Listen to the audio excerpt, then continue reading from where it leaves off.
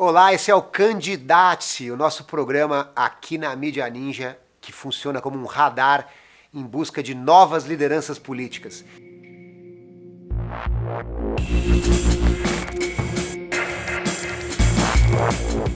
E esse radar hoje nos trouxe aqui para casa do Tico Santa Cruz, que está nos dando a honra de nos receber. Obrigado, Tico. Eu que agradeço o convite.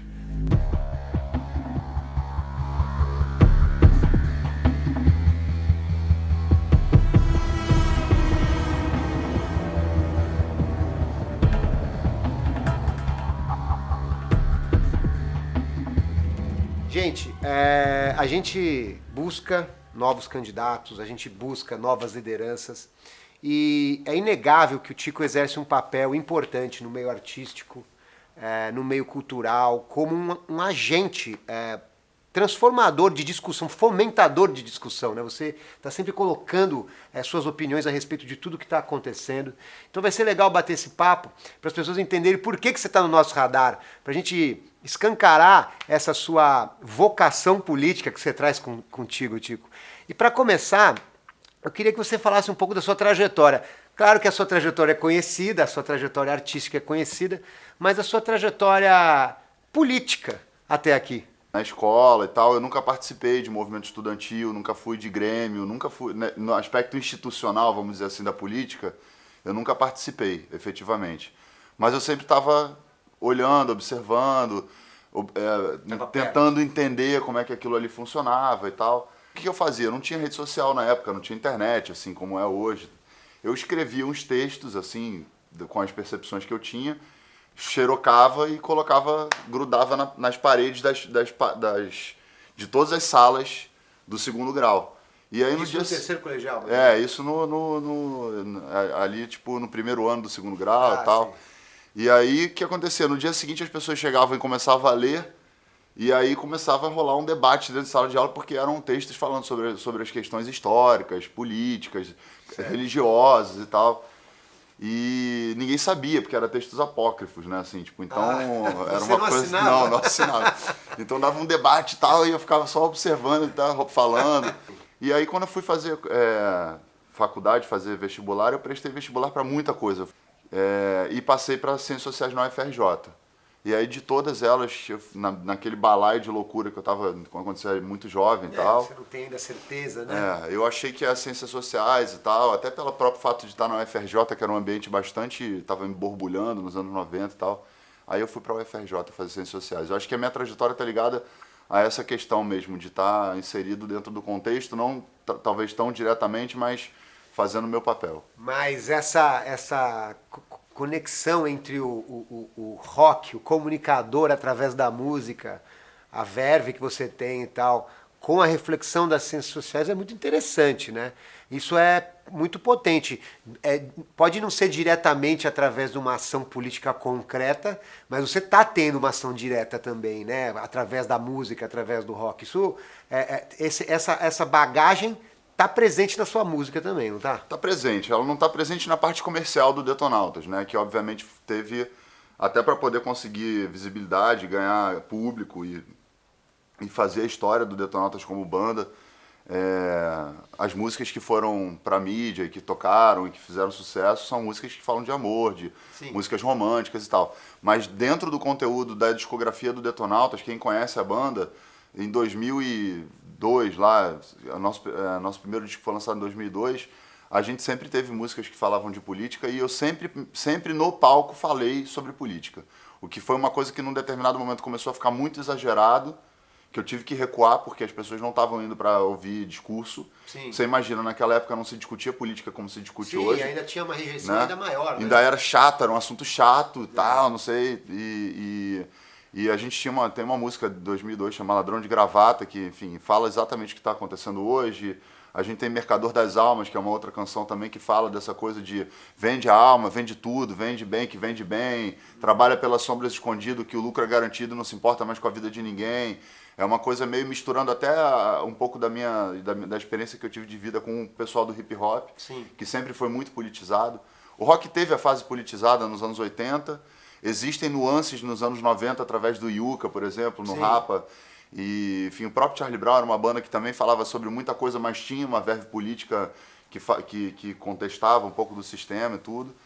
E a gente veio com essa pegada também, mas não era nosso viés principal comercialmente falando. E aí é isso, assim, não tem como fugir, assim, a coisa estava muito escancarada. Só que acontece um episódio em 2006, que foi um episódio muito grave na nossa história, que o integrante do Detonautas, o Rodrigo Neto, que era meu brother, né, o cara que criava comigo, que escrevia comigo, que era o meu principal aliado ali dentro da banda e tal, é assassinado aqui no Rio de Janeiro, né, num assalto.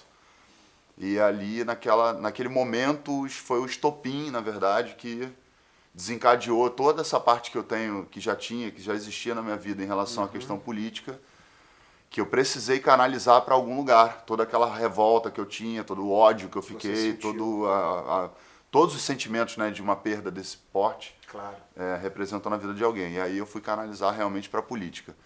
E como nos shows do Detonautas a coisa estava muito...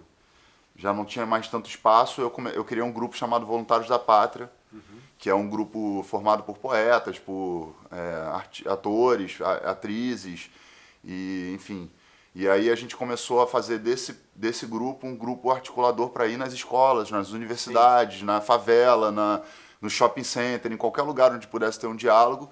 E através do sarau, a gente produzia um sarau, promovia um sarau, que atraía as pessoas, a gente inseria assuntos políticos para poder debater. A ideia era gerar discussão, né? A ideia era fazer esse diálogo, travar esse diálogo, trazer as pessoas para esse diálogo, né? Que não existia na época, não tinha. Você falou uma coisa muito importante que me faz refletir sobre um ponto de vista que eu acho crucial, assim. Muito se fala sobre a necessidade do artista ser mais politizado ou ser mais engajado.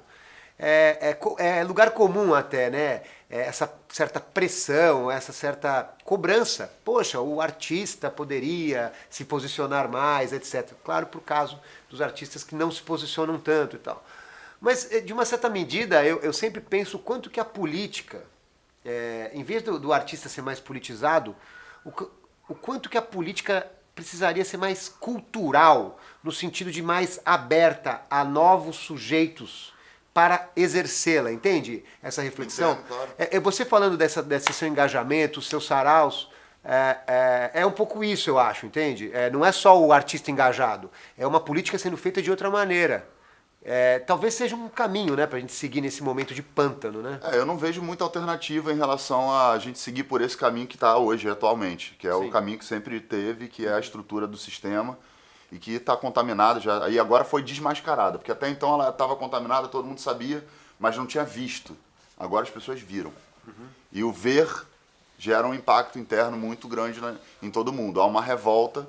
E aí há um movimento perigoso que é a criminalização da política, né? Que é achar que todo mundo que está na política é criminoso, que a política é feita para isso, porque o papel do político ao longo de todos esses anos, ele sempre teve ligado ao patrimonialismo, ou seja, o cara entrou lá para fazer patrimônio, entrou lá para poder fazer bancada de negócio, entrou lá para poder ter algum benefício para ele. Né? São muito poucos, a gente sabe quem são as pessoas, né? A gente que está no meio político e identifica essas pessoas, a gente sabe que existem representantes lá dentro e que são pessoas sérias, engajadas com os interesses da população, que querem fazer, mas elas não têm volume para poder aprovar pauta, Claro, para travar a pauta. e para poder barrar exatamente as pautas que estão aí de alguma maneira desmontando ou impedindo a evolução do país. Então, eu acho, particularmente, que nesse momento a gente tem que ser bastante pragmático. Assim. Ou a gente entende que se as pessoas não se envolverem, e aí não é só se envolver no diálogo e trocar ideia dentro de casa, eu acho que é se envolver dentro da instituição. Se a gente não partir para dentro da instituição para mudar o modelo não vai mudar. Cara, eu compartilho totalmente. Entendeu? O candidato-se foi feito para isso. Não tem como. Não tem como mudar o sistema sem estar dentro dele. A gente quer diagnosticar novas lideranças políticas. A gente quer estimular que elas se candidatem. Aliás, você se candidataria? Então, eu vou fazer uma provocação aqui, tá? Vou deixar a provocação aqui para a galera que está participando aí dos fóruns e dos comentários. Se, hipoteticamente, né, se eu fosse um candidato, o que eu poderia fazer? Será que vale a pena o Tico Santa Cruz candidato? Será que eu tenho algum Quais potencial? são as pautas que você vai defender? Será que eu tenho potencial para poder colaborar com a sociedade como candidato? Vamos convocar todo mundo para ajudar o Tico a responder essa pergunta, porque isso pode ser histórico. É um entrevistado do candidato que realmente cogita a hipótese de se candidatar. Isso é absolutamente fundamental, porque parte do princípio que você mesmo colocou. Pragmatismo para resolver nosso problema. A gente tem pouca gente com o nível de representatividade que você tem disposta a pensar no assunto. É por isso que a gente fez esse programa, saca? Porque a gente precisa de uma chapa de pessoas candidatas no Brasil inteiro, para pelo menos dividir aquele poder. Não sei quantos por cento a gente consegue eleger, mas com figuras como você a gente consegue eleger gente. Eu proponho que as pessoas deixem essas propostas e essas posições para eu poder refletir a respeito se vale a pena ou não, né? Se eu sou uma figura de fato que posso estar colaborando ou se não. Isso é um conflito meu que não está decidido, eu não sei se eu conseguiria me candidatar ou não, mas eu estou aberto a ouvir o que as pessoas têm para dizer. Né? Porque eu já vi outras pautas do candidato e eu acho que as pessoas têm um pouco de medo, de receio, de falar, não, eu vou ser candidato ou não vou. Tem gente que tem esse receio. Todos nós somos potencialmente candidatos. Claro, né? Mas é que tem gente, Tico, que por conta da criminalização da política que você acabou de falar, no nosso papo já, tem medo de se colocar de uma maneira mais contundente agora e ter problemas no trabalho, ter problemas na organização que gere. Mas eu sei que tem muita gente que está considerando essa possibilidade. É por isso que a gente faz o Candidate-se. Porque mesmo que a gente não chegue aqui e fale, eu sou o candidato, você naturaliza o papo, você abre essa reflexão para muita gente. Você pode ter certeza que só o fato da gente estar conversando sobre candidatura faz com quem está nos assistindo pensar desse mesmo jeito. Por que eu não me candidato? A minha prioridade hoje, óbvio, é o Detonautas. Eu estou fazendo o lançamento do meu disco e tudo mais. Eu não vou me desvirtuar do que eu estou fazendo agora, né? Mas eu acho que essa reflexão que você propôs agora, ela é interessante para todo mundo. Todo mundo. Né? Não é para mim, não é que eu vá sair daqui e falar, não, a partir de agora eu vou me filiar a um partido e vou me candidatar. Não é isso. Mas eu acho que fazer essa reflexão é importante para a sociedade. Porque se não partir da gente, se não partir da nossa... do cidadão comum, da pessoa que tem uma liderança dentro da sua comunidade, da pessoa que tem uma liderança na sua universidade, da pessoa que tem uma liderança no seu meio, se essa pessoa pensar e fizer essa reflexão coletiva, né, eu acho que daí talvez a gente possa encontrar alguns quadros que possam, de fato, colocar a mão na massa e mudar o sistema. Mas, Tico, você não acha também que a política, já que a política sempre foi assim, da maneira que as pessoas estão agora olhando escancaradamente, vendo por conta de todas essas coisas que estão acontecendo, não é uma janela de oportunidade que a gente está vivendo também? Você não vê por esse lado também? Sem dúvida. A eleição de 2018, ela tem tudo para ser uma eleição de renovação. O único cuidado que a gente tem que tomar com relação a isso é que nessa janela de oportunidade também tem muita gente oportunista que já sabe que é uma janela de oportunidade e que vai se colocar de uma maneira falsa, né? Usando, né, essa percepção, porque os caras são espertos, o sistema é esperto, o sistema é muito inteligente.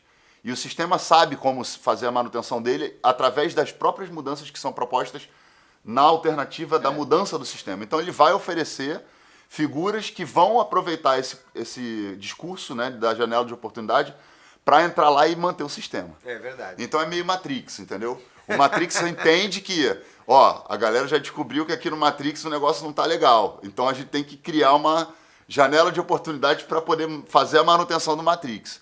Então é por isso que é importante que as pessoas que não estão conectadas com esses setores, né, efetivamente com setores políticos que já sabem como é que funciona, que existe uma necessidade de mudança e que essas pessoas entrem lá com outras caras, com outras máscaras, para poder manter o sistema. Mas, cara, você não acha... É brilhante, é exatamente isso. Tem tudo a ver com as blindagens que a política cria para se proteger e, eventualmente, a janela de oportunidade pode ser também mais uma blindagem, né? Sim. Num outro sentido. Agora, ao mesmo tempo, eu fico pensando que, hoje em dia, os absurdos são tão enormes, tão gigantescos, que a gente, de repente, pode estar diante de uma situação que é rara, que é aquela coisa assim de que o seu amigo, o cara que você trabalha, a sua família, não vai mais achar tão absurdo assim você falar, pô, eu quero entrar na política. Porque todo mundo meio que está no mesmo barco e fala, cara, alguma coisa precisa acontecer para mudar o país. Nesse sentido, essa janela de oportunidade existe. Do tipo assim, pelo menos quem está do seu lado, os seus pares, não vão te crucificar porque você virou político. Não vão achar que tem uma agenda oculta em torno do seu desejo de mudança. Você não acha que essa é uma mudança forte? Eu acho que esse diálogo hoje é engraçado, porque em 2007, 2006, eu fazia movimentações na porta da Alerj, na porta da Câmara dos Vereadores do Rio de Janeiro, até no próprio Congresso Nacional, e não tinha nenhuma adesão. E o papo sobre política era um papo totalmente chato, né? Aí, lá vem um cara inconveniente falar de política e tal. Hoje é o papo. É o papo, né? Então, uma vez que seja o papo, a gente tem que sair agora do papo, só do papo de botequim, de ficar falando e comentando e reclamando e tal, e agora partir para o campo prático, né? De identificar quem são essas pessoas e realmente tentar fazer com que essas pessoas se mobilizem para poder... Cara, o político, né, que a gente tem a imagem dele, de certa forma, estigmatizada como aquela figura que entrou para roubar, para escamotear, para fazer tudo de errado e tal, ele só está lá porque as pessoas não estão ali disponíveis para poder fazer o papel e entrar lá e tentar mudar esse cenário. Na medida em que as pessoas começarem a se colocar à disposição, e tem muita gente que eu conheço, né, pessoas, figuras com as quais eu converso e tal, eu falo, cara, tem que pensar nessa hipótese, tem que pensar nessa possibilidade. Pensar é um exercício, né, para você depois colocar em prática. E a gente tem pouco tempo, porque 2018 está ali. Pois é. Então é agora. As e os prazos eleitorais estão aí também, né? Tem que começar a se apresentar já, identificar essas figuras agora. Cara, lembrando um pouco dos seus exercícios de textos lá do colegial, reflexões, o que você acha que vai acontecer? Qual que é a sua sensação? Qual que é o seu sentimento diante de todo esse caos? Qual que é o seu palpite? Olha, o Nietzsche já dizia que é do caos que sai a solução, né? Que é o natural, filosoficamente falando, também não tem muito por onde sair. Ou você se permanece no caos, ou então tem que ter uma solução para a gente poder, enfim, encontrar o caminho. Eu acho o seguinte, cara, o ano que vem é um ano que a gente vai ter muitas candidaturas para a presidência, por exemplo, né? Porque todo mundo sabe que há uma crise de representatividade, então está todo mundo querendo disputar o poder do país. Mas aí eu vou sair um pouco do espectro do executivo, porque o executivo dentro da conjuntura do país e da forma como se faz política no país, o executivo ele é um só, ele não tem esse poder todo que as pessoas imaginam. Ele tem poder, mas ele não tem o poder de resolver tudo se ele não tiver um Congresso Nacional montado para poder governar. Que foi o que aconteceu, por exemplo, com a Dilma, né, nesses últimos episódios que a gente viveu no país.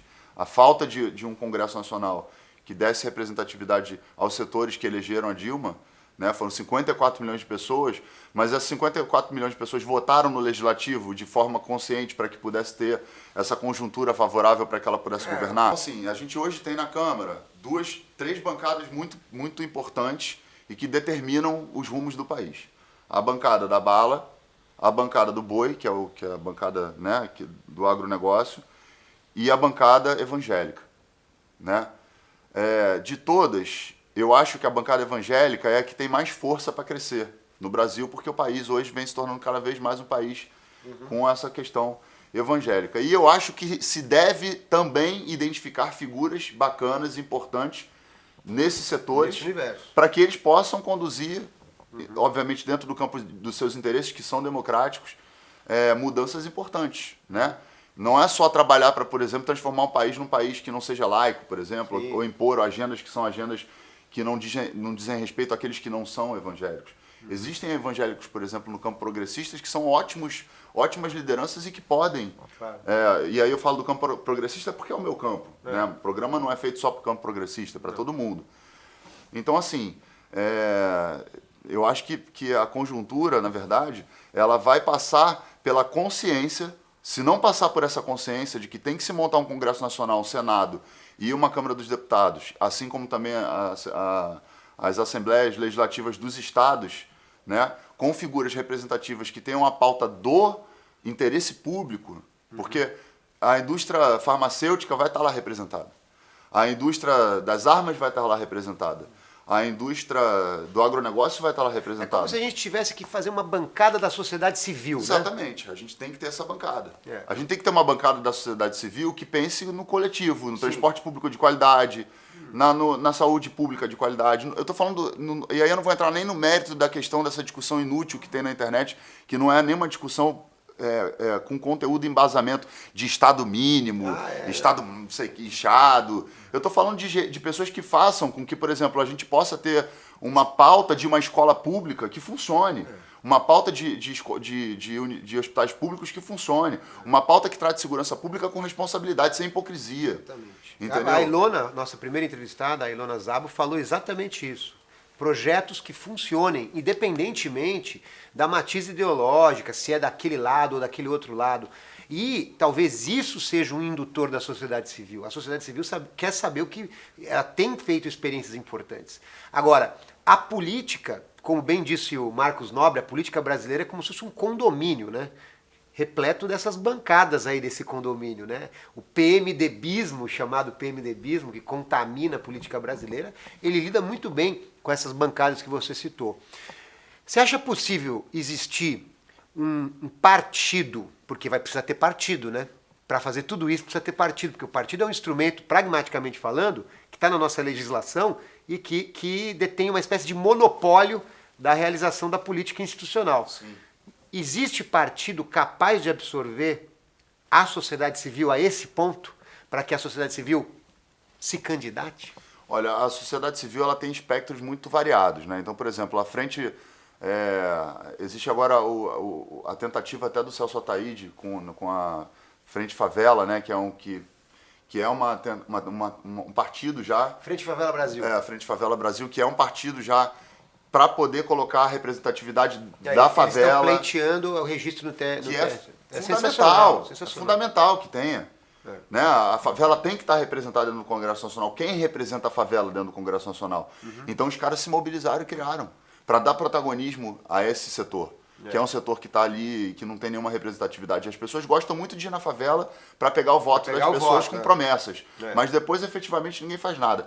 Então se a favela não for lá e falar, não, nós temos nossos representantes com compromisso com a favela, vai ficar sempre à mercê desses interesses. Então a sociedade tem que entender quais são os espectros, né? Assim, eu acho que a gente pode muito mais ocupar os partidos que já estão aí do que propriamente criar mais partidos. Claro. A gente já tem muitos partidos no Brasil, inclusive partidos que usam suas legendas para fazer aluguel, para poder o cara entrar lá e enriquecer. Então eu acho que o ideal seria que a gente entendesse quem são os partidos, que eles estão sim contaminados, não dá para dizer que não. Tem um ou outro, obviamente, que não se contaminou, mas a maioria teve que entrar pelo sistema, porque tem que ser. A política deles é muito pragmática. Se os caras não fizerem o jogo que está estabelecido, eles não conseguem fazer nada.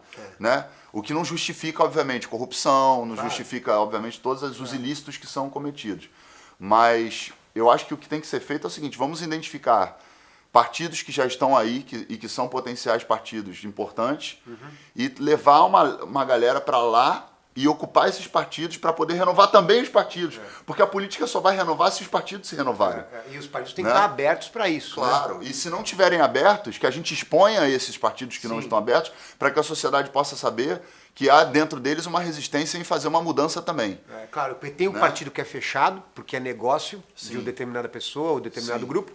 E tem partido também que é aberto de fachada, porque quer usar um cara que nem o Tico para ele puxar voto para eleger um monte de cara na esteira do Tico, como fizeram em vários casos conhecidos no Brasil. Então tem que tomar muito cuidado também para não ser usado por esse sistema, né? Com certeza. Porque é uma linha muito tênue, né, entre ocupar e ser usado, infelizmente. Sim. Né? Eu acho que, primeiro de tudo, a gente tem que ter consciência de que isso é um sistema.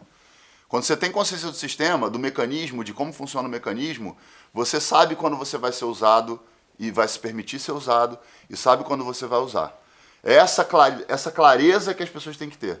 Todo mundo aqui é usado e usa em algum momento para tudo na vida. Em tudo. É lógico. Então, você identificando esse mecanismo, né, Claro. óbvio, o mecanismo não é tão simples, mas identificando esse mecanismo, talvez você consiga andar um pouco mais, com um pouco mais de cuidado e aí tentar fazer o movimento que você Cara, eu pretende. lembrei de uma frase, já que a gente falou de hip hop e a sua conexão com o rap é importante também, lembrei de uma frase do Mano Brown que é o sistema colateral que o seu sistema fez, né? O efeito colateral que o seu sistema fez. Sim. Então, essa janela de oportunidade que a gente estava falando, essa possibilidade de novos candidatos surgirem com essa força e com essa representatividade, talvez seja um efeito colateral mesmo, depois de toda essa execração que esse sistema fez, né?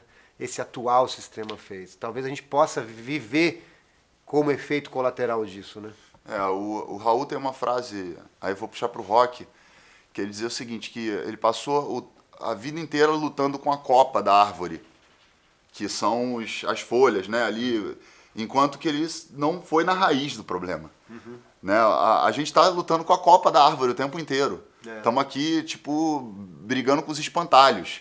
Né? E, na verdade, o problema está na raiz ali. Se você não for na raiz resolver o problema, não vai mudar nada. Né? Então, para poder mudar a coisa, as pessoas têm que se conscientizar que a política é importante.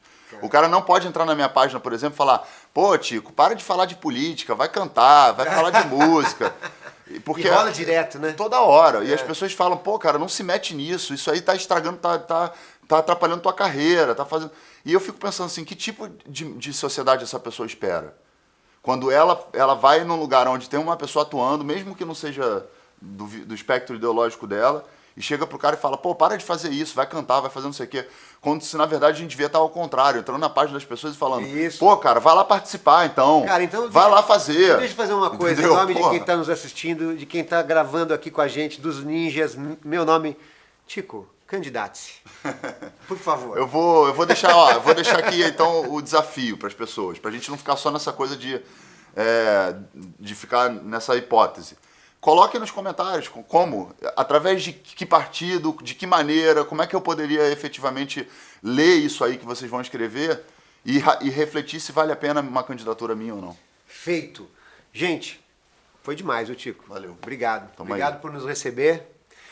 Esse foi mais um Candidate-se, o nosso programa que funciona como um radar em busca de novas lideranças políticas.